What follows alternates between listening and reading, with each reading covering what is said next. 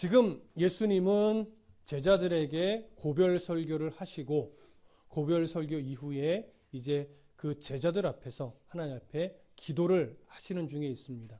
우리가 앞부분에 살펴본 예수님의 기도는 특별히 제자들이 꼭 들어야 하고 제자들이 앞으로 꼭 기억해야 할 그런 내용을 담아서 지금 대제사장적 기도를 드리기 시작했는데 예수님 먼저 이 기도를 드리는 제사장적 기도를 드리고 얼마 후에 조금만 지나면 이제 고난을 받고 십자가에 달리실 자기 자신을 위해서 먼저 기도했습니다. 그리고 이제 오늘 우리가 읽은 6절 이후부터는 예수님이 자기가 떠난 이후에 이 세상에 남아서 또 복음을 전하며 살아가야 될 제자들을 위해서 이제 기도를 하기 시작하는데 그 제자들을 위한 기도 첫머리에 이렇게 시작을 합니다. 6절 다 같이 읽어보겠습니다. 6절 시작. 세상 중에서 내게 주신 사람들에게 내가 아버지의 이름을 나타내었나이다. 그들은 아버지의 것이었는데 내게 주셨으며 그들은 아버지의 말씀을 지키었나이다. 자, 예수님이 이렇게 시작하죠. 세상 중에서 내게 주신 사람들에게 내가 아버지의 이름을 나타내었나이다. 자, 예수님이 제자들을 어떻게 이야기하냐면 하나님께 이렇게 말해요. 세상 중에서 내게 주신 사람들. 자, 세상 중에서 내게 주신 사람들이라는 표현을 조금 생각해 보실 필요가 있는데 우리가 요한복음을 통해서 사실은 계속 확인을 해 가고 있지만 지금 이 예수님 앞에 있는 12명의 제자, 특히 가룟 유다를 빼면 지금은 11제자가 남아 있는데 이 11제자들이 예수님의 제자가 된 것은 그들에게 그럴 만한 어떠한 무엇인가가 있었기 때문일까요? 어떤 제자가 될 만한 어떤 성향이나 어떤 다른 모습이 있었기 때문이었을까요? 그렇지 않다라고 하는 거예요. 제자들은요, 예수님의 제자가 되기 전에 전혀 특별한 삶을 살아내던 자들이 아니었습니다. 그저 유대인이 기본적으로 가지고 있는 가치관을 가지고 그들도 역시나 메시아를 기다리면서 그저 세상 속에서 똑같은 가치를 가지고 살아가던 그런 자들이었어요. 그런데 그렇게 똑같이 유대인으로서 살아가고 있던 그들을 하나님께서 자신의 뜻 안에 그들의 이름을 두시고 그들을 그 세상 중에 불러내서 누구에게 보내신 거예요? 예수님에게 보내신 거예요. 그래서 이들이 예수님의 제자가 될 수 있었던 것입니다. 그렇게 예수님에게 보내어져서 제자가 된 그 제자들에게 예수님은 어떻게 했냐면 하나님의 이름을 그들에게 나타내 주었다라고 합니다. 여러분, 하나님의 이름을 나타냈다. 제자들에게 하나님의 이름을 나타냈다. 어떤 의미일까요? 하나님이 누구신지, 그 하나님이 어떤 성품을 가지고 계시는 분인지, 그 하나님이 어떤 본질을 가지고 계신 분인지, 그분이 그 하나님이 이 세상에 어떠한 뜻을 가지고 계신지, 왜 나를 이 땅에 인간의 몸으로 보내셨는지 그러한 하나님의 뜻을 알렸다라고 하는 거예요. 그것이 바로 하나님의 이름이라고 표현된 이 단어 안에 들어가 있는 의미입니다.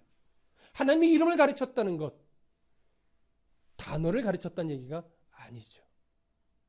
그 하나님의 뜻에 대한 그 깊은 하나님의 계획들을 하나님이 왜 예수를 보내셨는지를 예수님은 제자들에게 가르친 겁니다. 그런데 예수님 말로만 가르치셨을까요? 우리가 그렇지 않다는 걸 계속해서 나누었습니다. 예수님의 가르침은 단순하게 말로만 가르치는 것이 아니라 삶의 모든 행실로 가르쳐내셨습니다. 그리고 또한 필요할 때에는 이적을 베풀므로 또 하나님의 뜻을 나타내기도 했습니다. 그리고 이렇게 하나님의 이름을 가르치는 것, 하나님의 뜻을 나타내는 것, 보여주는 것은 이제 조금 있으면 어디에서 절정을 이룰까요? 십자가 위에서 절정을 이룰 겁니다. 하지만 예수님의 이러한 가르침에도 불구하고 아직까지 제자들의 깨달음의 정도는 어떤 수준이에요? 엄청 깊다고 말할 수 없지요. 아직까지는. 언제 그 이해도가 깊어져요? 성령이 강림하신 이유가 되면 예수님이 그동안 가르쳤던 모든 것이 이런 의미였구나. 정확하게 선명하게 깨닫게 될 겁니다. 그때가 되기 전까진 세상 사람들보다는 조금 나을 거예요. 하지만 특별하게 너무나 귀한 믿음을 갖고 이렇게 막 수준이 깊은 아직 이런 믿음의 단계까지 가지는 못했던 것이죠.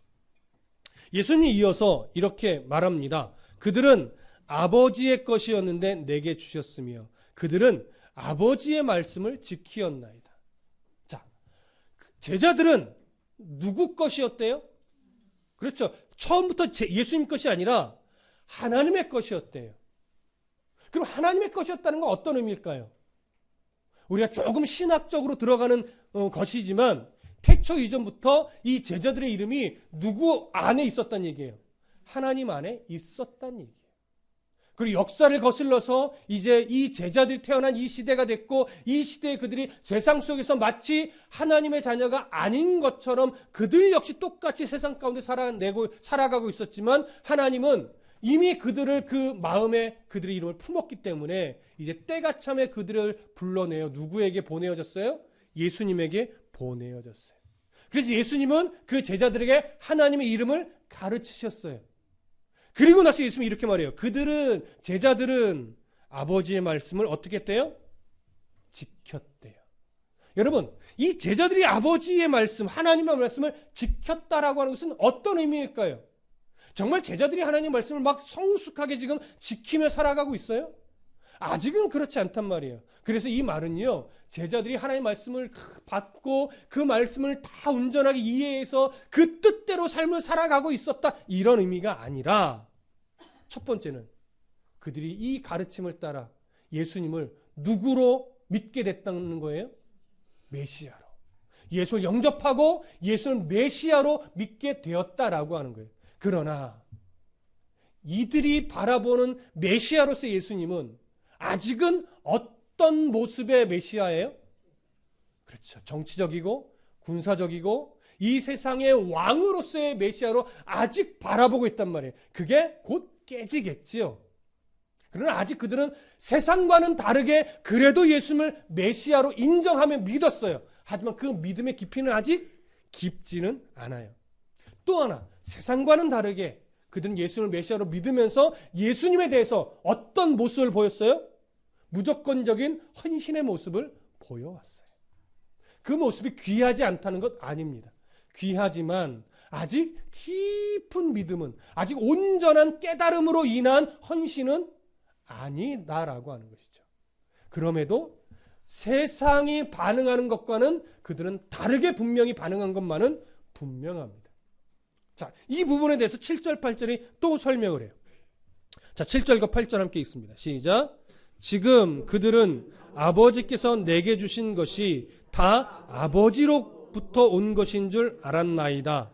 나는 아버지께서 내게 주신 말씀들을 그들에게 주었사오며 그들은 이것을 받고 내가 아버지께로부터 나온 줄을 참으로 아우며 아버지께서 나를 보내신 줄도 믿었사옵나이다. 자, 이것이 이제 그들이 세상과는 다르게 반응한 내용이에요. 제자들이. 자, 7절 다시 한번 보세요. 지금 그들은 아버지께서 내게 주신 것이 다 아버지로부터 온 것인 줄 알았나이다. 이렇게 말해요. 이 말은 뭐예요? 예수님이 바로 하나님이 보낸 자이고 예수님이 가르치신 모든 것은 다 하나님께서 가르치신 진리라고 하는 것, 이것을 인정하는 수준까지는 뭐 했다는 거예요? 도달했다라고 하는 거예요. 그러나 여전히 그 인정함이 예수님을 바라볼 때 저분이 왕이 되면 나도 한 자리 차지할 수 있겠구나, 이런 식의 기대를 아직도 가지고 있어서 문제는 되지만 그것은 곧 깨질 겁니다. 8절에 보면 또 이렇게 말합니다. 나는 아버지께서 내게 주신 말씀들을 그에게 주었사오며 그들은 이것을 받고 내가 아버지께로부터 나온 줄을 참으로 아오며 아버지께서 나를 보내신 줄도 믿었사옵나이다. 사실은 앞의 내용과 거의 동일한 의미지만 예수님이 누가 보내서 이 땅에 온 메시아라고 믿었다는 거예요? 하나님이, 성부 하나님이 보내셔서 이 땅에 오신 참 메시아라는 사실을 제자들이 믿고 인정했다라고 하는 거예요. 자, 바로 이 모습이 세상과는 다르게 반응했던 이 제자들의 귀한 모습입니다. 자, 그리고 나서 이제 9절과 10절 함께 봅니다. 9절과 10절 시작. 내가 그들을 위하여 비옵나니 내가 비옵는 것은 세상을 위함이 아니요 내게 주신 자들을 위함이니이다. 그들은 아버지의 것이로소이다. 내 것은 다 아버지의 것이요 아버지의 것은 내 것이온데 내가 그들로 말미암아 영광을 받았나이다. 자, 이제 예수님이 실제적인 중보 기도로 이제 들어가기 시작하는데 예수님이 먼저 이렇게 말해요. 내가 그들을 위하여 비옵나니 내가 비옵는 것은 세상을 위함이 아니요 내게 주신 자들을 위함이니이다. 이런 여기서 우리가 좀 주목해 봐야 될 표현이 뭐냐면 내가 지금 기도하는 것은 이 세상을 위한 기도는 아닙니다. 이 표현이에요. 오직 누구를 위해서만 지금 기도하는 거래요? 제자들만을 위해서 기도하는 거래요.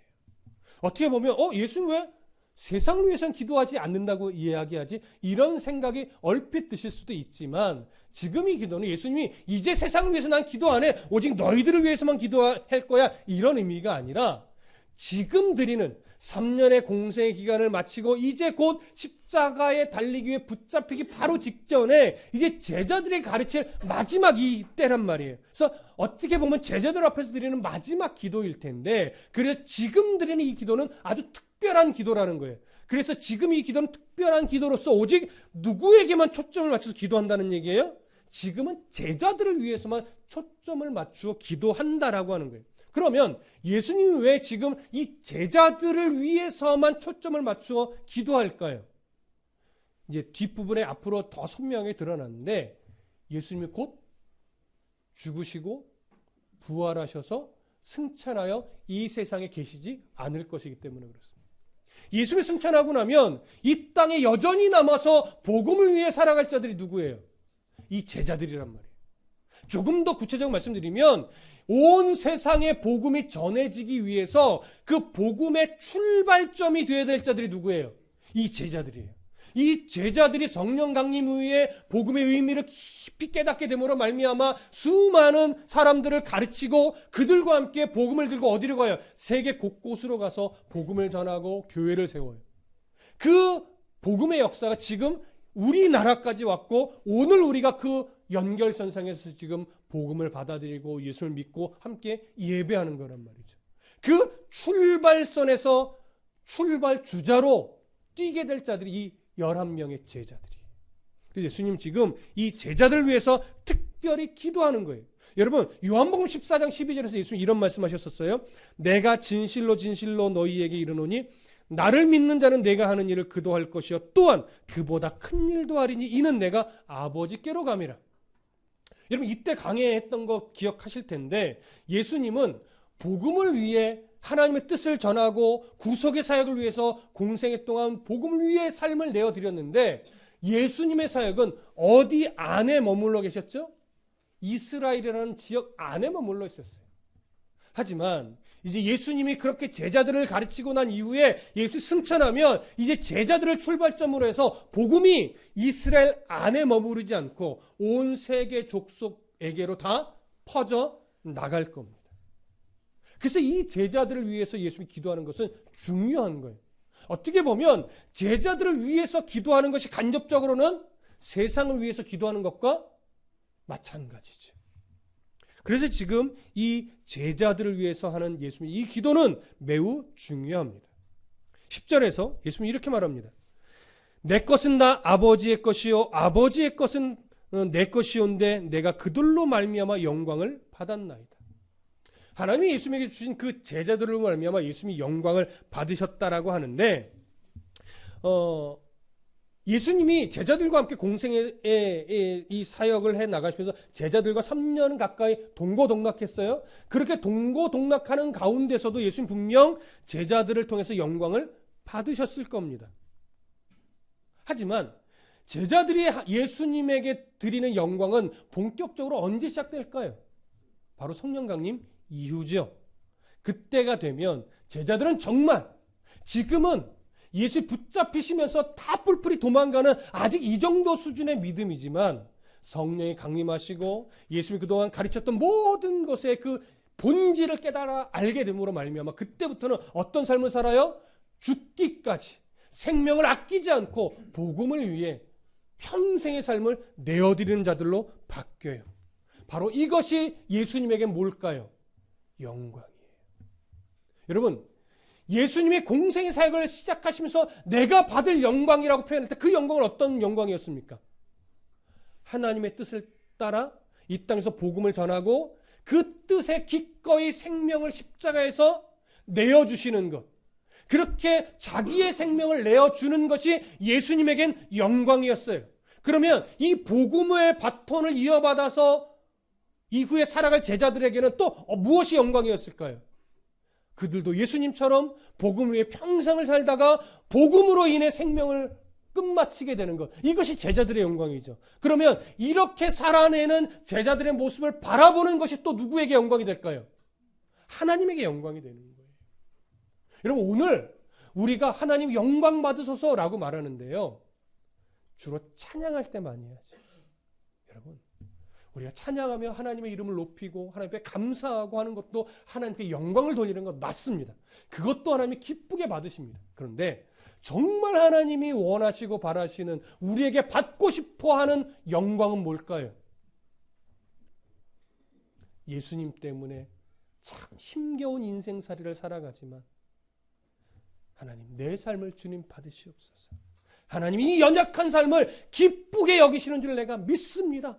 그래서 부족하고 가진 것 없고 지식도 부족하지만 오로지 내가 주님을 믿는 이 삶을 견고하게 살아내면서 한 영혼이라도 나를 통해 주님을 볼 수 있도록 내가 희생하고 내가 낮아지고 내가 섬기는, 자녀를 위해서, 이웃을 위해서, 형제를 위해서 그렇게 믿음의 본을 보이며 믿음의 영향력을 끼치기 위해 나를 더 낮추고 나를 더 희생하고 내가 더 겸손하게 살아가려고 애쓰는 이런 삶의 모습.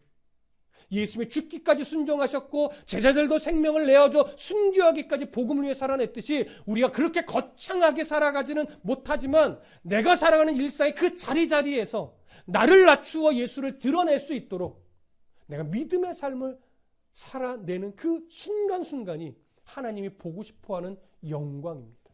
그것을 통해서 하나님이 영광 받으시는 겁니다. 무슨 말씀이 이해되십니까? 여러분, 우리의 삶 하나하나가 보잘것없다고 생각하지 마십시오. 뭔가 거창하게 해야만 하나님이 영광 받으시는 삶이 아닙니다. 목사가 되어야만 하나님이 영광 받으시는 것 아니에요. 저는 저희 아들들에게 이런 말을 합니다. 니들 목사 될 생각하지 말고 좋은 집사님들 생각해라. 무슨 말씀 이해되십니까? 목사가 돼야 하나님 영광 받으시는 것 아니에요. 중직이 돼야 하나님 영광 받으시는 거 아니에요. 좋은 성도로서 내가 하나님을 바라보는 믿음 놓치지 않고 어떠한 환경 가운데 놓여 있든지 주님으로 말미암아 기뻐하면서 쉬지 않고 기도하면서 범사에 감사하면서 누구 한 사람이라도 나를 보며 실족하지 않도록 내가 성도라는 이름에 부끄럽지 않게 살아가려고 애쓰는 사람, 그런 성도의 삶을 하나님은 가장 귀하게 보신단 말이에요. 그러니 우리 한 사람 한 사람 귀하지 않은 삶이 있을까요? 이걸 모르고 이 의미를 모르고 이 가치를 모르면 자꾸 인생의 가치를 어디에 두려고 해요? 돈에, 성공에, 승진에, 명예에, 여기에 두려고 하죠. 금메달을 따야만 하나님이 기뻐하실 것처럼. 여러분, 착각하지 마십시오. 하나님은요, 금메달을 따야 기뻐하시는 분이 아니에요. 내 자리, 하나님의 보내어 세우신 이 자리, 내가 어떤 형편의 어떠한 가정에서 태어나 어떠한 형편의 삶을 살아가든지 간에 내게 주신 삶이 하나님이 보내신 자리이며 얼마나 귀중하고 소중한 자리인지를 인정하고 내 삶을 감사하게 여기며 자랑스럽게 여겨서 주의 이름으로 살아가는 그 사람의 삶, 하나님이 가장 귀하게 여기시는 삶입니다. 잊지 마십시오. 제자들이 이렇게 고백을 했대요. 9절에 보십시오. 8절에 보십시오. 7절과 8절 함께 다시 한번 읽습니다. 제자들이 이러한 예수님의 가르침을 받고 무엇을 믿었다라고 고백하냐면 7절 8절 다시 보세요. 시작. 지금 그들은 아버지께서 내게 주신 것이 다 아버지로부터 온 것인 줄 알았나이다. 나는 아버지께서 내게 주신 말씀들을 그에게 주었사오며 그들은 이것을 받고 내가 아버지께로부터 나온 줄을 참으로 아며 아버지께서 나를 보내신 줄도 믿었사옵나이다. 7절과 8절의 이 구절은요, 오늘 정말 중요한 구절이에요. 왜냐하면 이 7절과 8절을 바르게 이해하면 종교라고 불리는 다른 곳에서는 찾아볼 수 없는 기독교 신앙이 매우 중요한 기초를 여기서 찾을 수 있기 때문에 그렇습니다.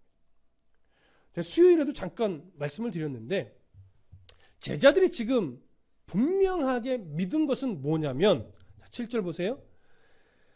아버지께서 내게 주신 것이 다 아버지로부터 온 것인 줄 제자들이 알았대요. 잘 기억하시고 8절 보세요. 아버지께서 내게 주신 말씀도 그들에게 주었으며 그들은 이것을 어떻게 해요? 받았어요. 그래서 뭘 알게 됐냐면 내가 아버지께로부터 나온 줄을 참으로 아오며 아버지께서 나를 보내신 줄도 믿었대요. 여러분 이것이 그냥 이들이 예수를 믿었구나 이렇게 생각하고 넘어가실 수 있지만 이것이 왜 중요한 우리 신앙의 기초냐면 기독교 신앙은요. 내가 하나님을 찾아가는 신앙이 아닙니다. 우리에게는 사람에게는 하나님을 찾아갈 능력이 없어요. 그래서 하나님이 사람을 찾아오신 거예요. 그래서 그들에게 구원에 이르는 길을 알려주신 거예요. 그래서 그분의 인도함이 없으면 우리는 하나님을 찾아갈 수가 있어요? 없어요? 없어요. 이게 아주 중요한 신앙의 기초예요. 다른 종교랑 다르게. 왜 그러느냐? WCC라고 불리는 종교다원주의가 표방하는 게 이겁니다. 종교 간의 대통합, 화합. 이런 명분은 정말 멋집니다. 요즘과 같이 평화를 주장하는 이 시대에 종교 간의 화합은 얼마나 아름다운 모습입니까? 여러분 종교 간의 화합이 틀렸다 나쁘다 이걸 말씀드리고 싶은 게 아닙니다. 여러분 우리는 다른 종교와 싸우려고 있는 기독교가 아니기 때문에 그래요. 여러분 절에 다니는 사람과 우리가 막 상대도 안 해야 됩니까?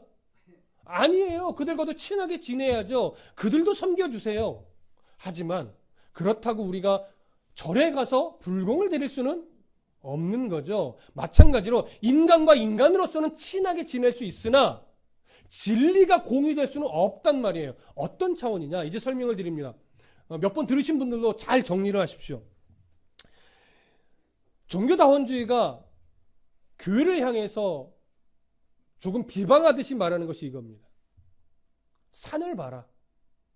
정상에 오를 때 많은 사람들이 정상에 오르는 여러 길이 있어서 각기 다른 곳에서 출발을 한다.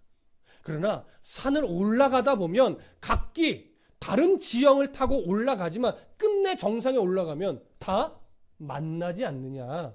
그러니 어떤 종교이든 종교가 강조하는 게 좀 다를 수 있고 모양새가 좀 다를 수 있지만 그들이 추구하는 최고 경지로 올라가면 결국 하나 아니겠느냐? 그러니 불교를 믿든 이슬람을 믿든 천주교를 믿든 기독교를 믿든 뭐가 다르겠느냐? 그들이 말하는 극락이든 뭐든 결국은 끝내 최고의 자리에 올라가면 그것이 천국일 거다. 이렇게 말하는 거예요. 여러분 신앙이라는 게 아래서부터 위로 찾아 올라가는 거라면 그게 맞을까요? 틀릴까요? 그게 맞죠. 아래서 위로 찾아 올라가는 거라면. 그러나 기독교 신앙은요.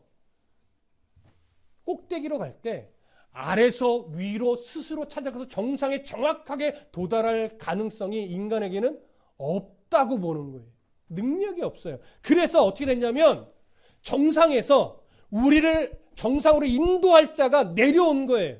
우리에게 능력이 없으니까 내려와서 우리를 만나서 우리에게 정상으로 올라가는 길을 알려주면서 함께 동행해줘서 끝까지 데리고 가는 거예요. 그러니 보십시오. 아래서 올라간다면 위에서 다 만나겠지만 위에서 내려와서 데리고 올라간다면 위에서 내려오신 분을 만나는 그 자리에 있지 않으면 정상에 올라갈 수 있어요? 없어요. 그래서 다른 종교와 같을 수가 없는 거예요, 여러분. 왜? 위에서 내려오신 분을 만나야 되니까. 위에서 내려오신 분이 삼지사방으로 다 가요? 아니요, 한 곳으로 내려와요. 그러니 그 자리에서 만나야 돼요. 그런데 성경은요, 그 위에서 내려오신 분이 우리가 어디 있는 줄 알고 우리에게 찾아오신대요. 그렇게 찾아와 주셔서 예수님의 자녀가 되게 하고 예수님의 자녀가 되게 하신 이후에 복음을 증거하고 성령이 내주하게 하여서 그를 정상으로 갈 수 있도록 계속 동행해 주시는 거예요. 올라가는 중에 때로는 우리가 믿음이 부족하고 욕심에 차서 자꾸 곁길로 가는 경우도 있지만 그래서 정상으로 가는 길이 더뎌지기도 하지만 성령 하나님은 끝내 정상으로 가는 길로 인도해 주시죠. 그래서 정상으로 가게 하는 일에는, 도착하게 하는 일에 실패하실까요? 안 하실까요? 안 하시는 거예요. 그래서 내려오신 예수님을 만나기만 하면 끝내 그 만난 분은 어디에 도달하는 건 확실해요? 네, 정상에 도달하는 건 확실해요. 다만 어떻게 하지 말자는 거예요. 올라가다가 중간에 세지 말자는 거죠. 그게 성경에 끊임없이 가르치는 거예요. 세지 말아라. 믿음을 잃지 말아라. 흔들리지 말아라. 너를 찾아와셔서 하나님을 만나게 한 그분은 끝내 정상까지 다다르게 할 테니 그분이 인도함을 따라 잘 가기만 하면 너의 인생은 가장 복되고 가장 빠른 길로 가는 것이다. 바로 이것이 성경이 끊임없이 우리에게 가르쳐주고 있는 겁니다. 자, 신앙은요, 예수님은요, 잘 보십시오. 놀랍게도 하나님이 나를 찾아오신 신앙이에요. 잘 보세요. 그냥 공중에 대고 외친 다음에 들리는 대로 들린 사람이 찾아가는 것이 아니라 성경은요, 11명의 제자를 세상 중에 선택하여 누구에게 보내요? 예수님에게 보냈대요. 똑같아요. 이 세상 중에 우리도 똑같이 다 살아가지만 인생 가운데 하나님이 우리 한 사람 한 사람을 불러 선택하여 그 마음에 그리스도를 심어주시고 그 예수를 바라보게 하셔서 교회로, 믿음의 자리로, 예수님에게로 보내신 거예요. 이래서 기독교가 세상 종교와 진리를 공유할 수가 없는 거예요. 그 은혜를 가슴에 새기실 수 있어야 됩니다. 야, 어떻게 나 같은 자의 이름을 이미도 태초 이전부터 가슴에 새겨 넣으시고 역사 속에서 내 때에 내가 어떤 상황에서 세상에 묻혀 살았는데도 불구하고 끝내 주님을 보게 하고 만나게 해서 예배하는 자리에 나를 불러주셨다니 이 은혜가 얼마나 큰 은혜인지 우리가 깨달아 알아야 돼요. 이걸 알게 되고 느끼게 되고 인정하게 되는 순간 이제 점차 삶이 바뀌어지는 거예요. 이게 인정이 안 되면 아직 좀 더뎌지겠지만 잘 보세요. 하나님이 그 이름을 딱 가슴에 새겨둔 이상 실패를 해요? 안 해요? 안 해요. 그러니 우리가 믿는 바는 뭐냐면 저 사람이 바뀌겠지 이걸 믿는 것이 아니라 저 사람을 부르신 하나님이 끝내 저 사람을 바꿔 놓으시겠지. 다만 그 사람이 하나님이 그 사람을 바꿔낼 때까지 나는 뭐 해야 돼요? 바른 본을 보이는 거죠. 사람을 보면 실망합니다. 그러나 사람을 붙잡고 이끌어내시는 하나님을 보면 실망할 일이 없습니다. 그래서 기독교 신앙은 나를 찾아 내려오셔서 나를 붙잡아 예수에게로 보내신 그 예수님, 그 하나님을 믿는 신앙의 종교입니다. 그러니 이런 은혜를 받은 우리 한 사람 한 사람 오늘도 기뻐하지 않을 이유가 없고 감사하지 않을 이유가 없습니다. 불평할 이유가 없고 절망할 이유가 없습니다. 오늘도 이런 은혜를 가슴에 품고 하루하루 기쁘고 감사함으로 살아내시기를 간절히 축복합니다. 기도하겠습니다.